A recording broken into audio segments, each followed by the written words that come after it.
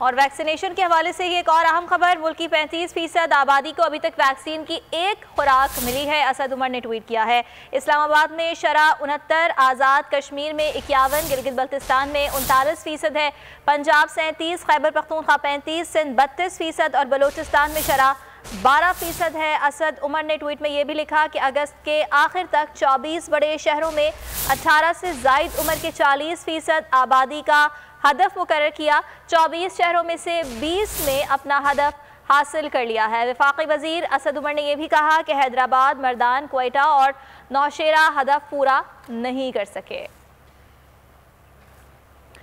आपको बता रहे हैं कि NCOC के सरबराह असद उमर की जानिब से ट्वीट किया गया है और वैक्सीनेशन के हवाले से उनका ये कहना है कि तकरीबन हदफ हासिल कर लिया है और उनका ये भी कहना है कि 35% आबादी मुल्क की ऐसी है जिसे वैक्सीन की एक खुराक मिल चुकी है। और साथ साथ उन्होंने ये भी बताया कि ट्वीट के ज़रिए उनका ये कहना था कि मुतादिद शहर ऐसे हैं जहां पर हम अपना वैक्सीनेशन का हदफ पूरा कर चुके हैं और अगस्त के लिए जिस हदफ का तयन किया गया था वो भी पूरा कर लिया गया है। सब्सक्राइब करें और बेल दबाएं ताकि कोई खबर रह न जाए।